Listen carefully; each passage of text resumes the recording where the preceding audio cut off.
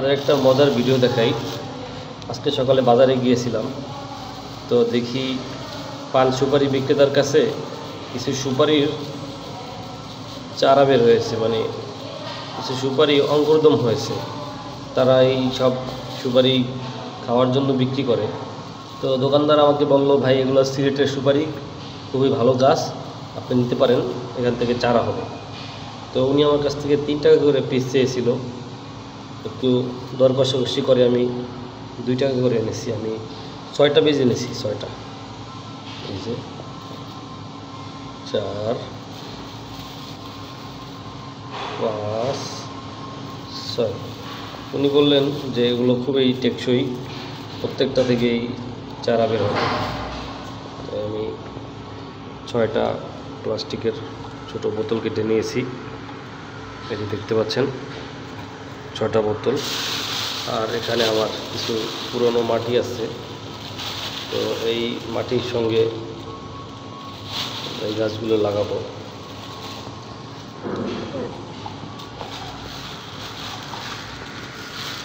দেখি এখান থেকে একটা চারা বানাতে পারি কিনা। বিসমিল্লাহ রহমানির রহিম।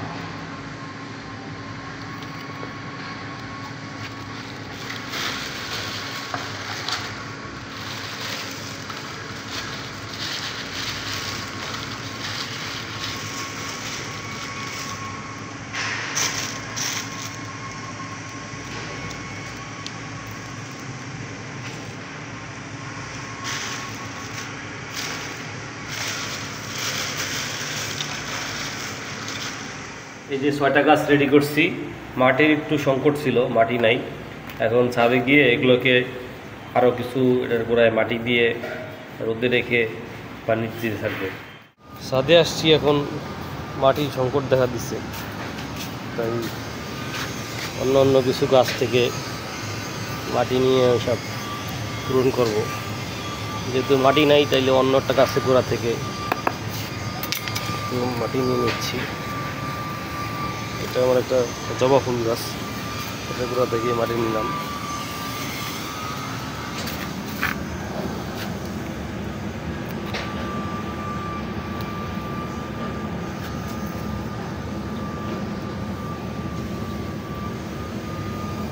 কিছু মাটি দিছি, আরও মাটি দিতে হবে।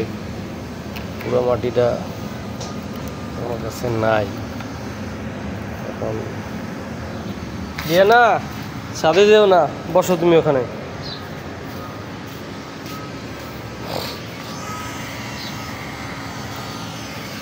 অন্য গাছের গোড়া থেকে মাটি নিয়ে নিলাম, কিছু করার নাই। ওখানে আবার অন্য কিছু দিয়ে পূরণ করে ফেলবো।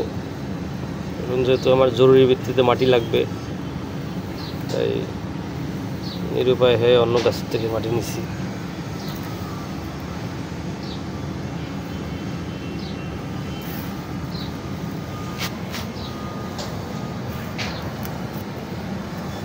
ঢাকা শহরে ভালো মাটি পাওয়া খুবই কঠিন, খুবই টাফ জব মাটি সংগ্রহ করা। ঢাকার বেশিরভাগই নুড়ি, পাথর আর লাল মাটি। এসব মাটি আমি মাদারীপুর থেকে আনছিলাম, আমার গ্রামের ক্ষেত থেকে। তো সেই মাটি আবার দিলাম এটাতে। মানুষের জীবনের মাটির আসলে কোনো শেষ নাই। মানুষ মাটি দিয়ে তৈরি, এই মাটি থেকে চাষবাস করে খায়, মাটির উপরেই টিকে থাকে, আবার মরে গেলেও মাটিতেই মিশে যায়। দেখি আর একটু মাটি নেই এখান থেকে।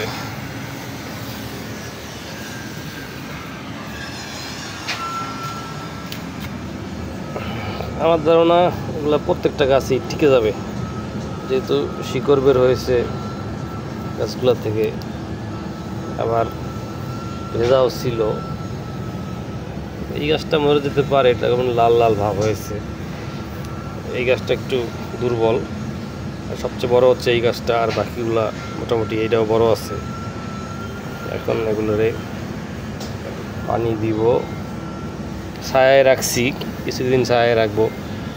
একটু যদি বড় হয়, এখান থেকে যদি বেঁচে যায়, তাহলে বাড়িতে নিয়ে কৃষিকালচার খামারে রোপণ করব। তো আপনাদেরকে এবার দেখাবো না যে এগুলো বাঁচলো কিনা। এর আগে একটা জিনিস দেখে রাখি, আগের কিছু ভিডিওতে দেখেছিলাম যে আমি বাঁশের কঞ্চি থেকে কলম করার চেষ্টা করছিলাম।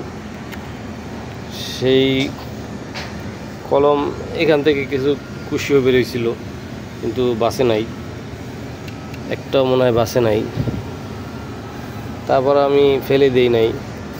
আজকে একটু দেখি একটারে ভেঙে যে কী অবস্থা।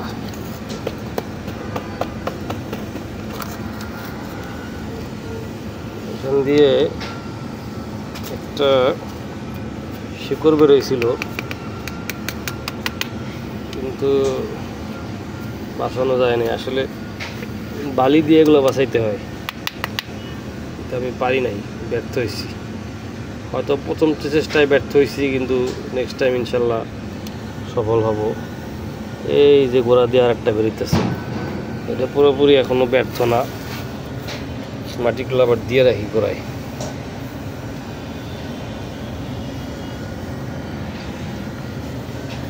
তাহলে বালিতে দিতে হয়, বালিতে করতে হয় এই কাজটা।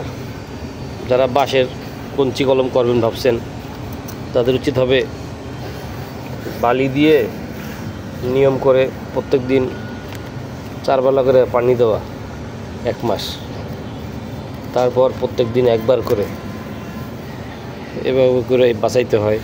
এর কঞ্চি কলম করে বাংলাদেশে অনেকেই সফল হয়েছে। আর এই পথ দেখাইছে বাংলাদেশ বাঁশ গবেষণা ইনস্টিটিউট। তারা এই বাঁশের কঞ্চি কলম করার পদ্ধতি বের করছে। তো আমারও স্বপ্ন, আমি বাঁশের কঞ্চি কলম করে বাঁশের বংশ বিস্তার করব। হয়তো প্রথমবার চেষ্টায় ব্যর্থ হয়েছি, কিন্তু ভবিষ্যতে আমি ইনশাল্লাহ সফল হব।